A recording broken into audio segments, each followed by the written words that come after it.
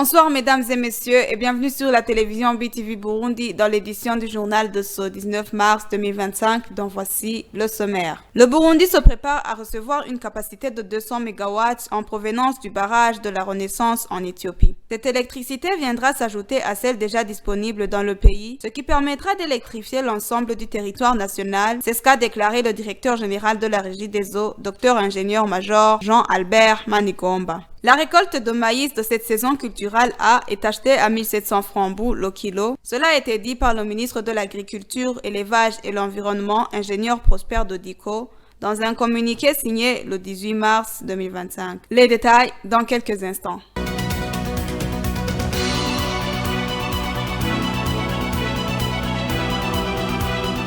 Bienvenue encore une fois dans les détails de ce journal. Le ministre de la fonction publique annonce un projet de construire des maisons pour les fonctionnaires de l'État afin d'améliorer leurs conditions de vie. Suivez Veniste Muyawaga, le ministre de la fonction publique. Le ministère de la fonction publique, du travail et de l'emploi,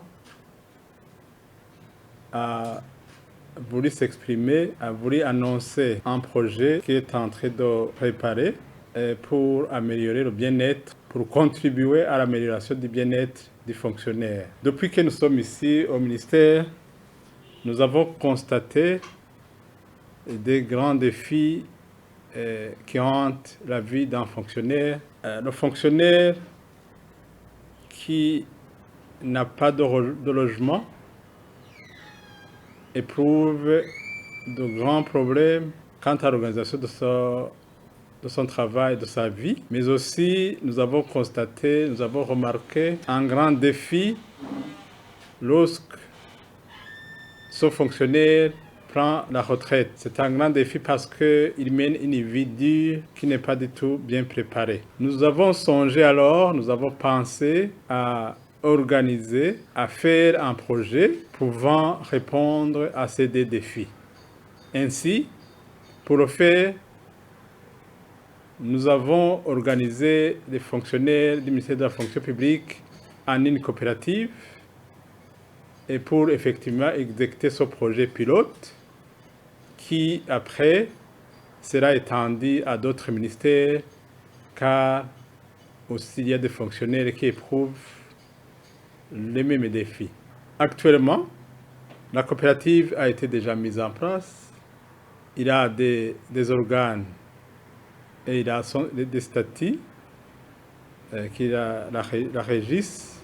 La coopérative a ouvert un compte dans une banque et les fonctionnaires épargnent de l'argent pour constituer un fonds de garantie afin que la banque puisse octroyer des crédits pour l'exécution de ce projet.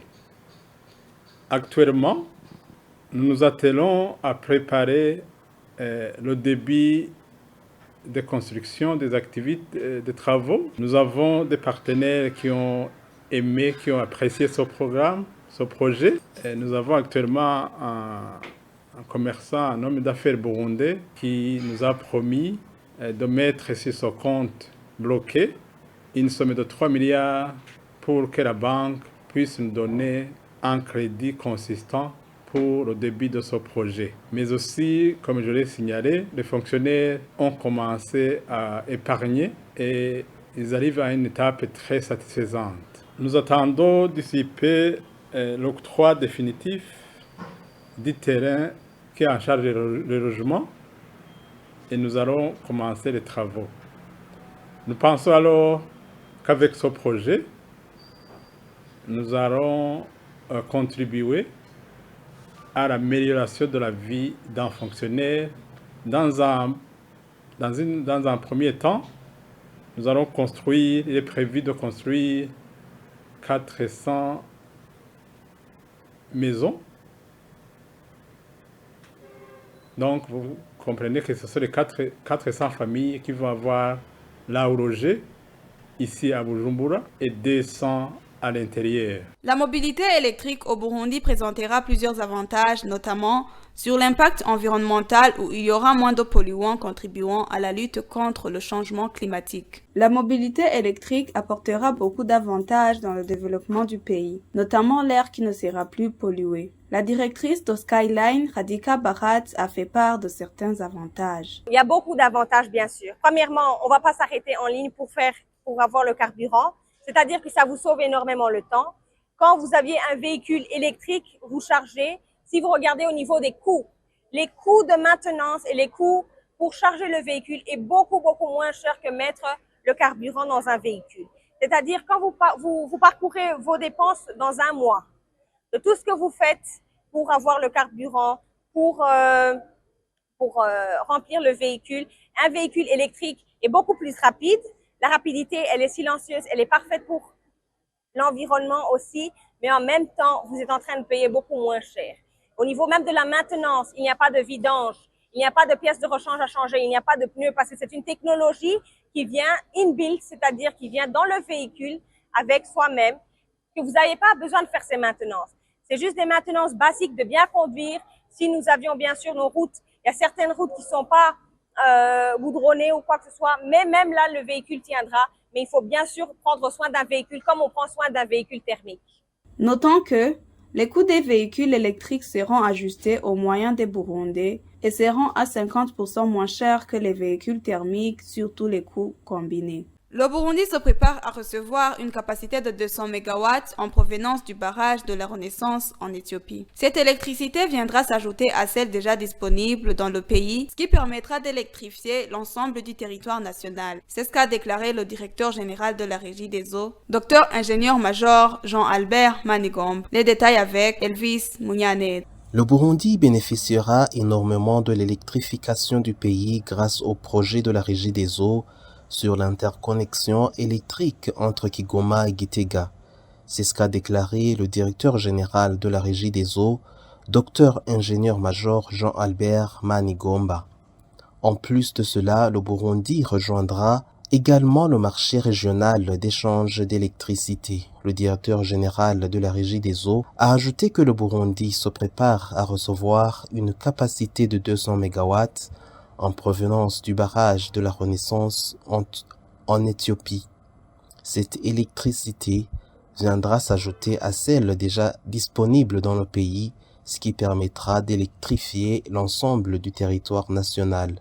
Dans ce cadre, la Régie des eaux renforce également les capacités du poste électrique de Zégué, situé sur la colline de Zégué dans la ville de Gitega, afin d'accueillir cette nouvelle énergie. De plus, le poste électrique de la province d'Ongozi est presque achevé, ce qui facilitera la distribution de l'électricité à travers le pays. En plus de l'extension du réseau électrique sur tous les territoires burundais, ce projet apportera un soutien précieux aux industries en leur permettant d'exécuter efficacement leur activité. Il contribuera aussi à la transformation des minerais extraits au Burundi. Cela favorisera la création d'emplois, le développement économique durable du pays et des citoyens et aidera le Burundi à atteindre sa vision d'un pays émergent en 2040 et pays développé en 2060,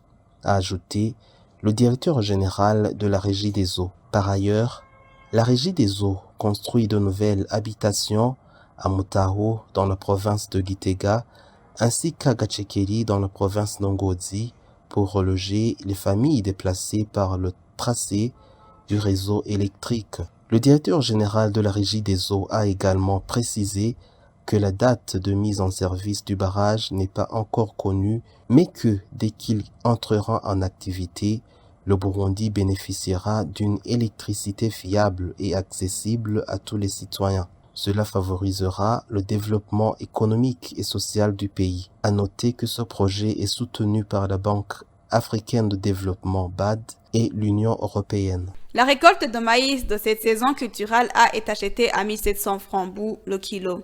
Cela a été annoncé par le ministre de l'Agriculture, l'Élevage et l'Environnement, ingénieur Prosper Dodico, dans un communiqué signé ce 18 mars 2025. Reportage avec Eric Nibaruta. Dans un communiqué signé ce 18 mars 2025 par le ministre de l'Agriculture, l'Élevage et l'Environnement, ingénieur Prosper Dodico, a noté qu'à côté d'aider les agriculteurs d'augmenter la récolte, le gouvernement commence d'acheter la récolte de gré de maïs. Le prix de la récolte de gré de maïs récolté dans cette saison culturelle est fixé à 1700 francs par le kilogramme. Ce prix est bon pour que l'agriculteur soit heureux et il est semblable à l'objectif du pays de mettre en avant le secteur agricole pour que l'agriculteur éleveur ait de l'argent. Il a interpellé que l'État s'engage à acheter la récolte au cas où les commerçants ne le feraient pas. Il continue d'expliquer que l'État cherche le marché d'exportation vers l'étranger des critères industriels. Le prix du coton, du thé et du café doit augmenter pour encourager les agriculteurs et leurs récoltes, a-t-il précisé. Soulignons que dans cette saison culturelle, le ministre à l'agriculture et l'élevage, dans ses attributions, tranquillise les agriculteurs que l'engrais chimique est disponible pour continuer de planter les cultures dans les bonnes conditions. Mesdames et messieurs, c'est le moment de suivre l'actualité internationale. Aux États-Unis, s'il y a un homme qui concentre sur lui les critiques contre l'administration Trump, c'est bien lui, Elon Musk, cible privilégiée pour l'opposition américaine depuis qu'il a pris la tête d'un service chargé de couper à la tronçonneuse dans les budgets et les effectifs de l'État fédéral. Près d'Atlanta, en Géorgie, une manifestation a eu lieu le week-end dernier devant un concessionnaire Tesla, la marque de voiture qui appartient à l'homme le plus riche du monde. L'occasion de constater l'impopularité grandissante d'Elon Musk et pas seulement au sein de la gauche américaine. C'était la voiture à avoir et là clairement c'est fini. Ces entreprises françaises ne veulent plus de Tesla dans leur flotte. Ils ne sont pas plus d'une cinquantaine le long de la grande route, mais les klaxons de soutien des automobilistes encouragent Christine, 75 ans, mobilisée pour la première manifestation de sa vie pour défendre les intérêts de son mari vétéran de l'armée. Ils ont déjà licencié tant d'employés de l'agence pour les anciens combattants. Nos vétérans vont souffrir de toutes ces coupes, déplore-t-elle. C'est pour ça que beaucoup de gens manifestent. Mais ça va bien au-delà. Le mouvement s'élargit parce que ce sujet des vétérans, ça touche à la fois les démocrates et les républicains. Ça fait partie des choses qui indignent les gens et qui nous rassemblent. Donald Trump a pris une décision lourde de conséquences pour l'Ukraine.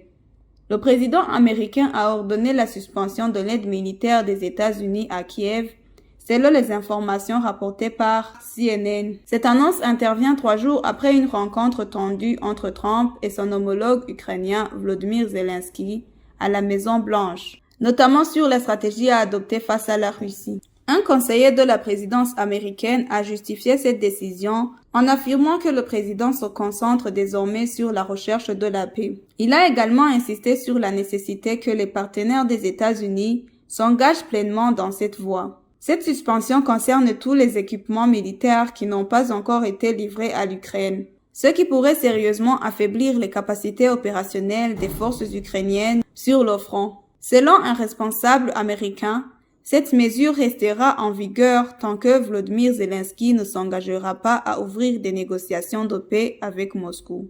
Marc Cassian, expert en centre d'études stratégiques et internationales, a qualifié cette décision de potentiellement paralysante pour l'Ukraine. Il estime que les premiers effets se feront sentir dans les 2 à 4 mois, ce qui pourrait laisser Kiev dans une position délicate face à l'armée russe. C'est par ici que le journal de ce 19 mars 2025 prend fin. Merci de nous avoir suivis et bonne continuation de programme à la télévision BTV Burundi. Au revoir.